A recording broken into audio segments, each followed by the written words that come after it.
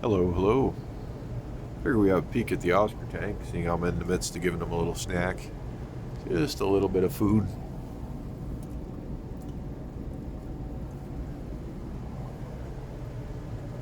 Keep everybody civilized.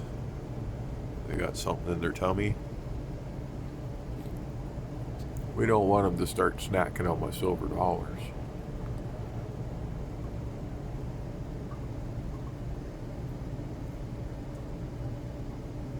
That's it. Some of it'll hit the bottom, and the young ones will sift through it, and the older ones don't care. That's sort of that's how it goes in this tank. It's a fun tank to watch, though.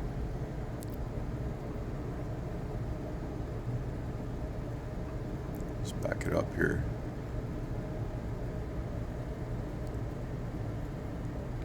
Get the old wide-angle view going.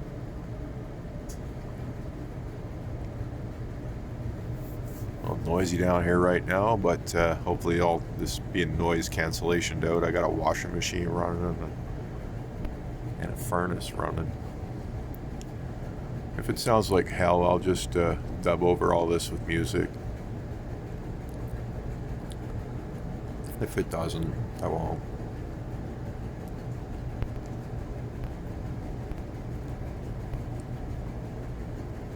But tank's fairly active right now. Do the whole stand back thing. It's a good sized tank. It's not 6 feet, it's only 5 feet, but gets it done. A lot of people would call this a 120 gallon, but when I measure it, I see 112. I could be doing my math wrong, but I doubt it. That's what it says.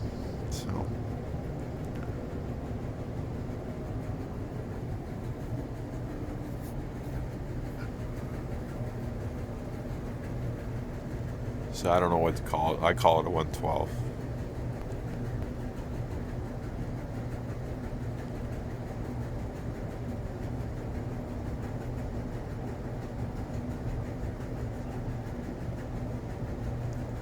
.240s are basically this tank times like double the extra width back. So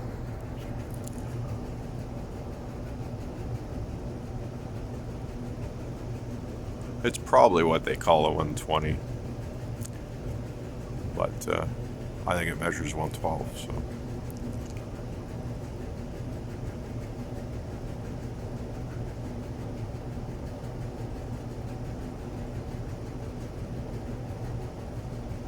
I really love Oscars and silver dollars together.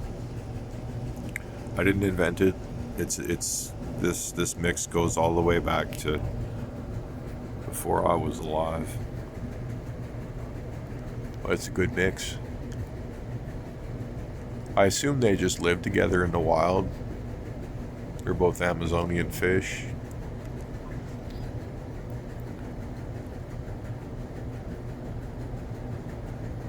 It's too bad we couldn't mix like small little tetras in there without them turning into lunch. But it is what it is. My silver dollars are my tetras. My schooling fish. They're more like a shoaling fish. But when they get scared, they school. They bunch up and they school. They swim in unison. Even the Oscars will often start shoaling. Not schooling, but shoaling.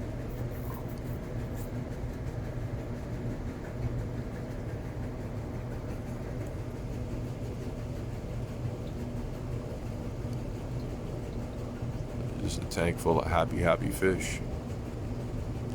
See, they got nice meat lines down the middle of them.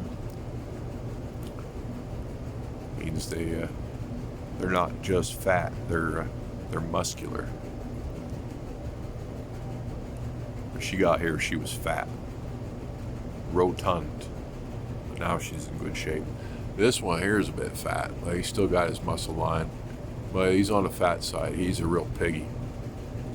Probably a female. I don't know. It's getting big fast, that one. Like it's catching up to the big. It might overtake this guy.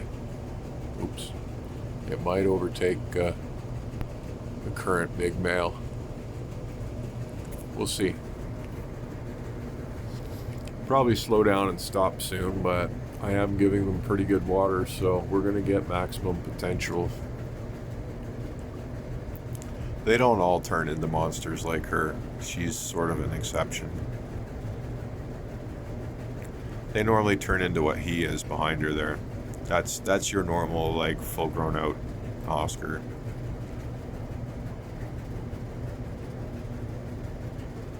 Average, I should say. Average, maybe not normal, but average. Big ones happen, but it's not guaranteed. It's not going to be every time.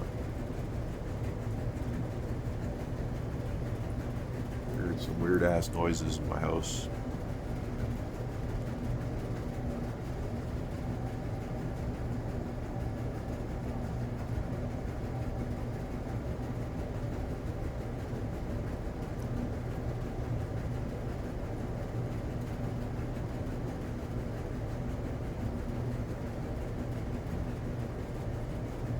Gotta say, and they Hygers never give me anything, but these cheap little Hyger lights up here, they just don't make algae. I gotta get me some more of those. If you Hyger guys are out there, just drop me an email, and I'll talk further about your lights if you send me a whole whack load of these, because I need these for all my tanks. They're submersible. And I like that too, because when you do the water change, you take your lid off, you just throw the lights in the tank and they float. And you still see what you're doing. Those things are the bomb. And the 24-hour mode, very gentle sunrise, very gentle sundown. It's perfect. Especially for skittish fish like Oscars and discus. They both don't like when you just throw the light switch on. That's when you get fish bouncing off the glass and shit. So... and that's not good. You don't want that stuff going on. Oscars can really hurt themselves if they start bouncing off shit. They can also break stuff. So, it's a good tank for them though, because it's got thick ass glass.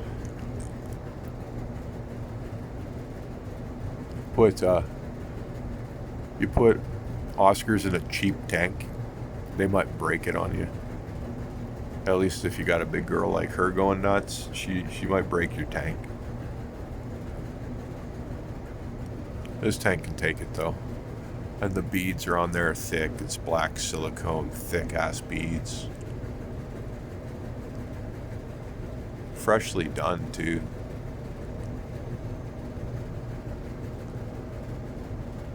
This tank will outlast me. I won't even have to recock it. It'll outlive me. Watch these fish break it and prove me wrong, but that'd be funny. I wouldn't, because I'd lose my fish. But proving me wrong part would be... There's people who would enjoy that.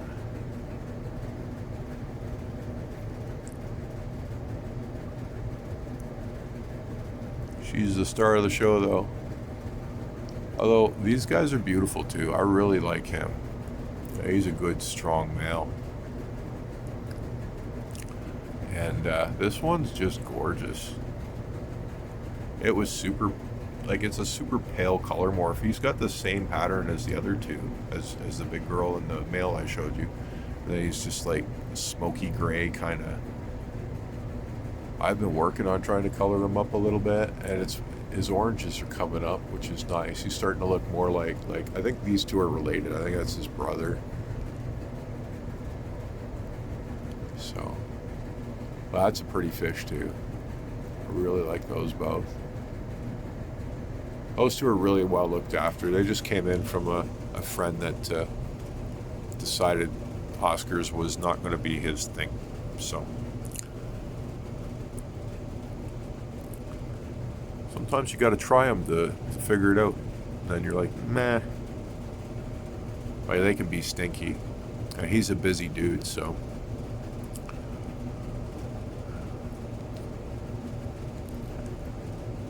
It's something that takes a little, got something a little more interesting now.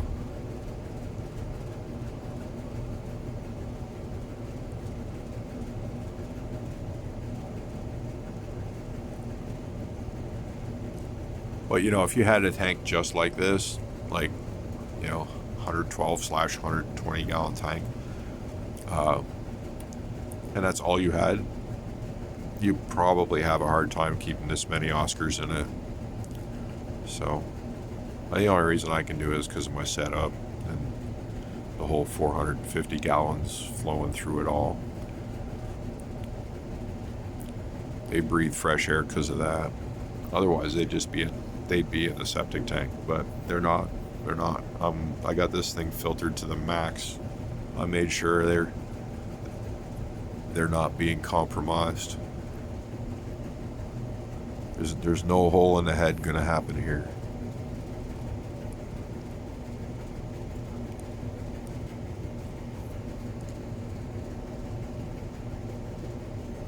I completely adapted the whole basement into one big super system. And there's different fish in different tanks, but all the tanks are sharing the same bloody water. They're all sharing their filters with each other. They're all sharing their heaters with each other. And then they're all also both sharing the two big rain barrels that are acting as sumps. Stuff full of biomedia.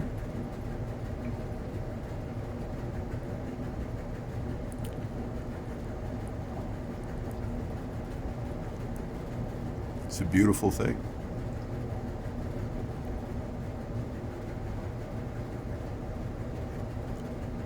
All you get's normal cichlid behavior.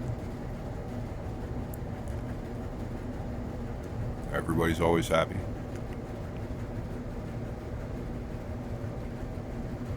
You get the lemon sometimes bossing people around, but she's starting to calm down. Starting to feel less insecure, I guess. Which is good. Seems just to be the way they go through a stage where they're little assholes and then they get over it.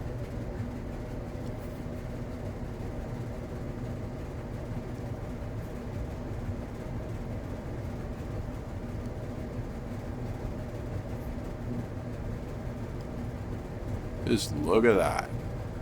It's just gorgeous.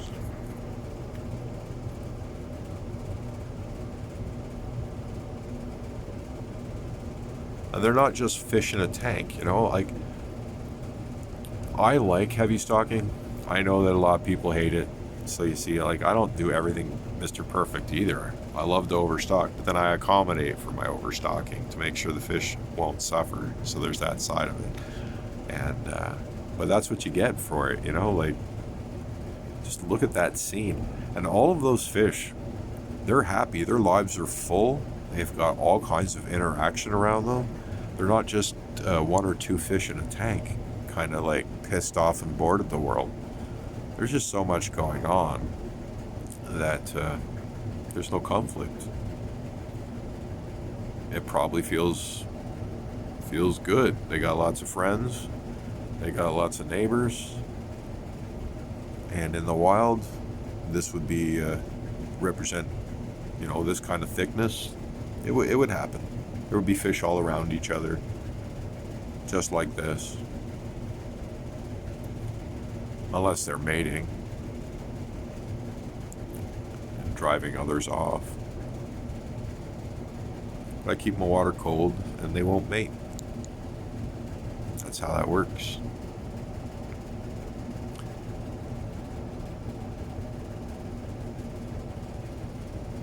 Oh, this one's long enough.